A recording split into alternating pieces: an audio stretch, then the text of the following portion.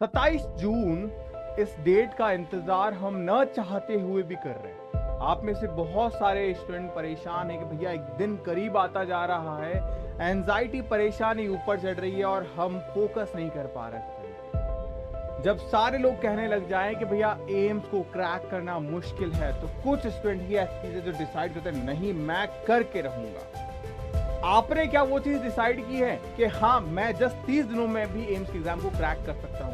और अगर डिसाइड कर चुके हो तो ये वीडियो आपके लिए, क्योंकि मैं बताऊंगा ये जो हमारे पास 30 डेज है, इस 30 डेज के पूरे कैलेंडर के अंदर 30 दिन को कैसे यूटिलाइज कर रहा है, क्या कर रहा है, ताकि 31वें दिन जब हमारा एग्जाम हो 26-27 जून हम फ्री रह के अपने एग्जाम में बेस्ट परफॉर्मेंस दें और सिलेक्शन निकालें। एक एवरेज स्टूडेंट भी अपने एग्जाम को एक सही स्ट्रेटजी के साथ में क्रैक कर सकता है। आपके पास में 30 डेज हैं। 30 डेज में सिर्फ आपको एक सीट लेनी है। इस एक सीट को आप किस तरीके से ले सकते हो, सही स्ट्रेटजी के साथ में आप फॉलो किए तो आप सीट निकाल सकते हैं। हाई यील्ड टॉपिक्स को कवर करना है, उस पर सेपरेट वीडियोस में बना चुका हूं। डेली आपको टेस्ट परफॉर्म करना है, उस टेस्ट के साथ में आपका रिजल्ट अपने आप ओरिएंटेड हो जाएगा। एग्जाम ओरिएंटेड क्वेश्चंस को बनाइए। इंपॉर्टेंट पीडीएफ्स अगर आप फॉलो कर रहे हो तो आप आसानी से 80+ मार्क्स अपने एम्स एग्जाम में लेके आ सकते हो। मैं आपको यही बताने वाला हूं। इसके साथ साथ कुछ मैराथन क्लासेस भी मैंने आप लोगों के लिए कर रखी है। ये मैराथन क्लासेस जिसके अंदर मैं आपको कवर करवाऊंगा 1000 एमसीक्यूज। ये 1000 एमसीक्यूज से आपके एग्जामिनेशन में से 10 के 10 क्वेश्चंस गिर जाएंगे। इसके साथ साथ ऐसी और ढेरों सारी पीडीएफ जो मोस्ट इंपॉर्टेंट और एक्सपेक्टेड है, मोर देन 10 पीडीएफ की ई बुक मैंने आपको आपकी टेलीग्राम पे डाल दी है। आप जैसे करीब 20,000 प्लस बच्चे ऐसे हैं जो इसका बेनिफिट उठा रहे हैं। आपको नहीं यकीन है, मैं आपको जस्ट दिखाता हूं हिंट के तौर पे। ये मोस्ट इंपॉर्टेंट पीडीएफ आपको यहाँ पे मिल रही है। 20,000 से ज्यादा स्टूडेंट जो है वो इसका बेनिफिट उठा रहे हैं और इससे अलावा जीके के अलावा भी सारे सब्जेक्ट्स की पीडीएफ आपको मिल रही है। अब बात करें एक एवरेज स्टूडेंट क्या अलग करता है, क्या सफर है। कुछ लोग कहेंगे कि भाई ये तुमसे नहीं हो पाएगा, लेकिन कुछ बच्चे डिसाइड कर लेंगे मैं करके रहूंगा। आप किस कैटेगरी में आते हो ये आपको डिसाइड करना है, क्योंकि एक एवरेज बच्चा कुछ चीजों को अलग करता है। और वो अलग चीजें क्या है? शुरुआती दौर के अंदर लो मार्क्स का आना, फिजिक्स वीक है ये मेंटालिटी रखना, मॉक टेस्ट में पुअर स्कोर करना और कॉन्फिडेंस खत्म हो जाता है इन सबके साथ। लेकिन अगर आप थोड़ा सा इस चीजों को शिफ्ट करो, एक सही स्ट्रेटजी को फॉलो करोगे जो धीरे धीरे आपके मार्क्स को बढ़ाएगी। एनसीईआरटी पे फोकस करो कि एनसीईआरटी ही हमारी बाइबल है। एनसीईआरटी की line by line question exam में गिरती है। ये पॉइंट सबसे इंपॉर्टेंट है। रोज मॉक टेस्ट दो। अब आज आपके पास में जो सिचुएशन जो डेज हैं वो है 30 डेज। हर रोज एक मॉक टेस्ट दो, हर रोज एक मॉक टेस्ट आपको आपके बैच के अंदर मॉक टेस्ट वाले मिल रहा है। बहुत सारे बच्चों के लिए नॉमिनल प्राइस है 100 रुपए पे ये मॉक टेस्ट मैंने आपको अवेलेबल करवा दिए हैं। ये वो टेस्ट हैं जो आपके एग्जाम में क्वेश्चंस गिराएंगे। अगर आपने अभी तक भी नहीं लिए हैं तो आप बहुत बड़ी अपॉर्चुनिटी को मिस कर सकते हो इसके थ्रू। तो ये चीजें आपको खास तौर पे डील करनी है, ध्यान रखो कि सिलेक्शन टॉपर नहीं, एक कंस्टेंट स्टूडेंट्स का होता है, ध्यान रखना। टॉपर जो है वो ऑलरेडी हमारी रीत से बाहर जा चुका है। अब हमें फोकस करना कहां है? अब आपको फोकस करना है एक एवरेज स्टूडेंट की तरह सेलेक्टिव चीजों को लेके जाना है, तब जाके आपका सिलेक्शन निकल पाएगा। एम्स के इस 30 डे के प्लान के अंदर जहां आपको पीसीबी के साथ साथ जीके भी फॉलो करना है और इनका मिला के मॉक टेस्ट भी देना है, और फिर इस मॉक टेस्ट में क्या मिस्टेक हुई उन सब का रिवीजन भी करना है, क्योंकि हमारे पास में 18 के बजाय 19 एम्स आ चुके हैं और करीब हमारे पास 1390 प्लस सीट्स निकल के आ गई है। अब अगर तुम्हें इनमें से कोई एम्स चाहिए तो ध्यान रखना, 2000 रैंक के अंदर आ रहे हो तो तुम सिक्योर हो फॉर द ओपन कैटेगरी। ये एक सिक्योर रैंक है कि हाँ भाई तुम्हें 100% एम्स मिल जाएगा। मैक्सिमम बच्चा ओपन कैटेगरी से है। लेकिन अगर मैं हमारे सब्जेक्ट को डिवाइड करूं, 4 पार्ट में हमारा सब्जेक्ट है, bio, chemistry, physics and GK. ये वो हाई स्कोरिंग सब्जेक्ट है बेटा। यहां पे हमारे पास में 29 नंबर लाने की भी सिचुएशन नहीं होनी चाहिए। हमें क्या करना है, यहां 30 आउट ऑफ 30, तब तो मजा है, क्योंकि यहां 30 आउट ऑफ 30 लेके आए, इसका मतलब तुम यहां पे कहीं ना कहीं अगर अप एंड डाउन में भी चले गए तब भी सिचुएशन तुम्हारे अंडर कंट्रोल रहेगी। ये बात तुम्हें ध्यान रखनी है। ये फॉर्मूला तुम्हें ध्यान रखना है, क्योंकि यहां पे फिजिक्स स्ट्रॉन्ग किया तो रैंक बूस्टर है भाई साहब फिजिक्स। अगर आप चाहते हैं कि मैं फिजिक्स, केमिस्ट्री, बायो के लास्ट टाइम पे कौन से ऐसे चैप्टर है भैया जो मुझे पढ़ के जाने ही चाहिए, इसके बिना तो पूछा ही नहीं जाएगा सवाल। ये वो चैप्टर है जहां से दो दो क्वेश्चन तक पूछे जा सकते हैं। वो चैप्टर की लिस्ट बता दो मुझे, कमेंट में कर देना। 2 क्वेश्चंस सिर्फ क्या लिखोगे, 2 क्वेश्चंस लिखोगे। मैं डेफिनेटली उन 2 क्वेश्चन पूछने वाले चैप्टर्स की लिस्ट आपके लिए रिसर्च करके ले आऊंगा। अब 30 डे को अगर प्रॉपरली प्लान करें तो हमारे पास में 4 फेजेस होते हैं। सबसे पहले आप हफ्ते हफ्ते वाइज फेज को डिवाइड कर दो। हमारे पास 4 हफ्ते, तो ये 4 फेज। अब इन चारों फेजेस में हमें डिफरेंट डिफरेंट काम करना है। सबसे पहले फेज में आपको एनसीईआरटी को बेसिस को रीड करना है, सिर्फ रीड। भैया क्या 7 दिन में एनसीईआरटी को रीड करना पॉसिबल है? हाँ पॉसिबल है। कैसे? मैंने आपको टेलीग्राम पे एनसीईआरटी की एक पीडीएफ प्रोवाइड करवाई है, बहुत सिंपल, बहुत इजी मैनर के अंदर। वो आप कवर कर सकते हैं। जिन्होंने क्रैश कोर्स ज्वाइन किया है वहां पे उन पीडीएफ को पढ़ना, एनसीईआरटी की हर एक लाइन वहां पे मैंने आपकी क्लियर कर रखी है। फेज 2 में आपके पास में एडवांस प्रिपरेशन लेवल पे आपको एमसीक्यूज करने हैं। यहां जो बच्चे टेस्ट सीरीज ज्वाइन कर चुके हैं उनको टेस्ट सीरीज फॉलो करनी है। डेली आपको टेस्ट परफॉर्म करने हैं। कौन से? टॉपिक वाइज टेस्ट परफॉर्म करने हैं। एक बायो का किया, एक केमिस्ट्री का किया, एक फिजिक्स का किया। डेली 3 टॉपिक के यानी 3 चैप्टर्स के आपको टेस्ट देने, उसका सॉल्यूशन देखना है। एंड फेज 3 हमारे पास में जहां मॉक टेस्ट देना है, यहां मॉक टेस्ट आपको 30 मॉक टेस्ट मिल रहे हैं। इन 30 मॉक टेस्ट देना यानी ये आपको एग्जाम का प्रेशर फील करवाएगा। रियल में कितना प्रेशर होता है एग्जाम के टाइम पे, वो प्रेशर अगर तुम हैंडल करना सीख गए, आप यकीन मानो जो नेगेटिव मार्किंग तुम्हारी होती है वो बहुत हद तक कंट्रोल हो जाएगी और तुम्हारे 10+ मार्क्स इजीली बढ़ जाएंगे। लास्ट फेज है हमारे पास में, जो मिस्टेक्स हमने की थी यहां पे फेज 2 और फेज 3 में, उन मिस्टेक्स को एनालाइज करना और फाइनल रिवीजन के लिए डालना। क्योंकि अब जो गलतियां की वो गलतियां दोबारा नहीं दोहरानी, क्योंकि ये स्टेप नहीं फॉलो किया तो थर्ड और सेकंड फेज में जो मिस्टेक हमने की थी वो वापस से कर बैठेंगे। तो ध्यान रखना, ये 30 डेज का जो प्रॉपर प्लान है ये है आपका विनिंग प्लान।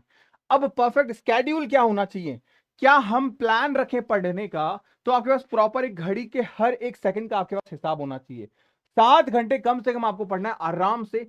आप देखो, सबसे पहले उठाओ बायो से मॉर्निंग में, क्योंकि ये आपका कॉन्फिडेंस बिल्ड करेगी, आपको लगेगा हाँ कुछ पढ़ लिया है। फिर उठाओ केमिस्ट्री को और फिर उठाओ फिजिक्स को। अब यहां इंपॉर्टेंट चीज है कि हमें कोई क्लासेस नहीं देखनी, अब हमें पेन चलाना है, अब हमें प्रैक्टिस करनी है। जितनी ज्यादा हम प्रैक्टिस करेंगे, जो गलतियां हम यहां करेंगे वही एग्जाम में नहीं हो पाएगी। फिर आप मॉक टेस्ट लगाओ मिक्स क्वेश्चन के अंदर, और फिर फाइनली जो जो गलतियां की उनको एक बार दोबारा पढ़ो, जिस भी सब्जेक्ट में गलती हुई उसको दोबारा पढ़ो। और फिर आप जीके रिवाइज करो रात में 1-1.5 घंटा आराम से। करंट अफेयर्स, जो मेरी क्लासेस है, जो मेरी मैराथन है, जो इंपॉर्टेंट पीडीएफ है, वो सारी मैं आपको दे रहा हूं, उनको आप कवर करिए। ये चीजें आपको फॉलो करनी है स्टेप बाय स्टेप। उसके बाद हम बायो केमिस्ट्री के बारे में बात करें तो बायो के अंदर आपके पास में ये रैंक डिसाइडर है। एनसीईआरटी की लाइन बाय लाइन आपके टिप्स पे होनी चाहिए। जैसे ह्यूमन रिप्रोडक्शन हो गया, जेनेटिक्स हो गया, cell division, photosynthesis, human physiology, most important chapter है भाई साहब। इनके इनके बिना पेपर बनना संभव ही नहीं है। सिमिलरली अगर मैं फिजिक्स केमिस्ट्री में बात करूं तो रोज एमसीक्यू प्रैक्टिस करो, कम से कम 100-125 क्वेश्चन रोज करने। नेम रिएक्शन याद कर लो, कॉन्सेप्ट्स को क्लियर करो। फिजिकल केमिस्ट्री के अंदर chemical bonding, thermodynamics, equilibrium, organic chemistry, electrochemistry, ये वो चैप्टर हैं जो हाईली स्कोरिंग और वेटेज रखते हैं।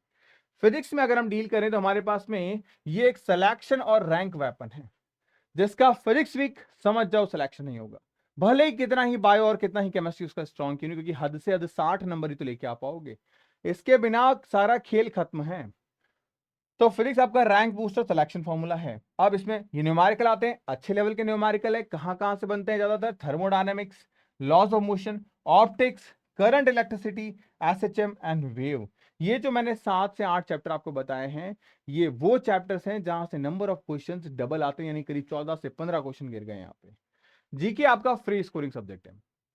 जीके का जब पेपर उठा के आप देखोगे तो आपको पता चलेगा यार जीके में ऐसे ऐसे क्वेश्चन आते हैं क्या। मतलब हमें सुपरफिशियली पढ़ना है, डरना बिल्कुल भी नहीं है। यहाँ पे इग्नोर नहीं करना है इसको, क्योंकि अगर मान लो फिजिक्स का पेपर ऊपर नीचे हो गया कुछ तो जीके संभाल लेगा। 10 क्वेश्चन मायने रखता है, सोचो। आपने फिजिक्स में 10 क्वेश्चन ही किए तो आप सोचो कितना बड़ा डिप्रेशन में आ गए आप। और फिजिक्स में 20 क्वेश्चन कर लो तो हाँ यार ठीक है, फिर भी कॉन्फिडेंस बिल्ड हुआ ना। अब सोचो जीके, आप फिजिक्स में 10 ही कर पाए लेकिन जीके में 10 के 10 सही हो गए, तो कहीं ना कहीं आपके वो मार्क्स तो ओवरऑल ही काउंट होंगे ना।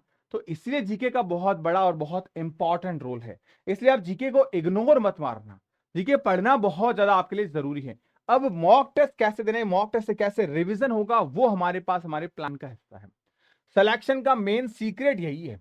अब इसको कैसे क्या कवर करना है, सबसे पहले हम बात करें एनसीईआरटी को रीड करो, कॉन्सेप्ट को पढ़ो। उसके बाद में फुल सीबीटी मोड में मॉक टेस्ट दो, जो आपके एप्लीकेशन में हमने दे रखे हैं। जब फाइन आपने टेस्ट दिया था आपको पता चलेगा कि यार ये मेरे फाइनली वीक पॉइंट है, उन वीक पॉइंट को एरर बुक में डालो, नोट करो हाँ यार ये गलतियां मैंने की। उससे वो गलतियां दोबारा जब आप रिवाइज करोगे तो वापस से जब एग्जाम दोगे उस वक्त वो गलतियां नहीं होगी। ये मॉक टेस्ट सबसे इंपॉर्टेंट फंडा है। अब मॉक टेस्ट को भी अगर हम बात करें, जितनी ज्यादा आप स्पीड में जाओगे एक्यूरेसी उतनी कम होगी, लेकिन जितनी बार दोगे एक्यूरेसी बढ़ती चली जाएगी। तो शुरुआत में आपकी गलतियां होगी, लेकिन ध्यान रखना स्पीड मत तोड़ना। स्पीड और एक्यूरेसी का ही सारा गेम है आपका। यहाँ पे 90 मिनट में 100 क्वेश्चन डील कर रहे हैं, इसका मतलब आपके पास में समय हर क्वेश्चन के लिए 1 मिनट से भी कम है। और वो चीज अगर आपने डील कर ली बेहतर तरीके से, तो यकीन मानो आप एम्स के लिए ही बने हो। एम्स का एग्जाम आसानी से आप क्रैक कर सकते हैं। अब कुछ इंपॉर्टेंट मिस्टेक्स हैं जो आपको नहीं करनी है, और कुछ ऐसी चीजें हैं जो आपको कवर करनी है। सबसे पहली चीज मिस्टेक, एनसीईआरटी को इग्नोर नहीं करना है। ज्यादा गैस वर्क नहीं नहीं, 100 क्वेश्चन में से हाँ यार ये होगा, चलो ठीक ये होगा, अरे भाई नेगेटिव मार्किंग है, वहां पे माइनस मार्किंग लेके बैठोगे तुम लोग। मॉक टेस्ट को स्किप बिल्कुल नहीं करना है। हर चीज को टाइमली करना है, तो टाइम वेस्ट बिल्कुल मत करना। रिवीजन नहीं करेंगे, बस एक बार क्वेश्चन प्रैक्टिस करके लाते हैं तो हो जाएगा, नहीं होगा, एग्जाम में गलतियां करोगे। अब क्या चीज करनी है, एनसीईआरटी या अपने पास जो नोट्स आपने हैं कम से कम 3 बार पढ़ने की आदत डालो। स्मार्ट एलिमिनेशन मेथड लगाओ ताकि आप नेगेटिव मार्किंग ना करो गेस की बजाय। आप अपने फियर से फेस करो। फिजिक्स से डर लगता है, लास्ट मंथ में फिजिक्स को पढ़ो, और कम से कम 15 मिनट का फोकस रूल डालो कि यार मुझे कम से कम 15 मिनट किसी भी चीज में डिस्ट्रैक्ट नहीं होना है। डिस्ट्रैक्ट हो गए, हाथ पे लाइन मारो बड़ी सी। ये रूल मैंने बहुत सारे बच्चों को बहुत पहले से बता रखा है। इससे आपका हाथ शुरुआती तौर पे बहुत ज्यादा गंदा हो जाएगा, लेकिन धीरे धीरे आपका फोकस बढ़ता चला जाएगा और आप जो पढ़ोगे वो आपको याद रहेगा। बचकानी सी ट्रिक लगेगी, लेकिन ये बहुत इफेक्टिव है, यकीन मानना। अपनी एरर नोटबुक को अपने पास रखो। जितना ज्यादा बेस्ट तरीके से आप उसको यूटिलाइज करोगे, डेफिनेटली आपका रिजल्ट बहुत इंप्रूव होगा। और एग्जाम डे पे सारी चीज करने के बाद भी कुछ चीजों का ध्यान रखना है। ओरिजिनल आईडी अपने पास रखें, एडमिट कार्ड आएगा तो उसे रखना ही है। हाफ स्लीव्स रखना है, कोई ज्वेलरी नहीं पहननी है, एग्जाम सेंटर पे जल्दी पहुंचना है। इन चीजों का भी खास तौर से ध्यान रखना है। हालांकि लास्ट टाइम के लिए है ये चीजें, बट जरूरी है, क्योंकि सबसे इंपॉर्टेंट चीज है 30 डे का चैलेंज कौन कौन मेरे साथ फेस कर रहा है जो अपने रिजल्ट को चेंज कर देगा। तो जो बच्चा मेरे साथ रेडी है वो अपने आप से खुद के मोटिवेशन के लिए लिखेगा आई कैन डू इट। मुझे ये वर्ड्स चाहिए मेरे कमेंट सेक्शन के अंदर, आई कैन डू इट। ये 4 वर्ड्स जो बच्चा रखेगा, जो लिखेगा, यकीन मानो वो अपनी पूरी पोटेंशियल, पूरी एनर्जी दे चुका है खुद के लिए। तो बस लिखो आई कैन डू इट।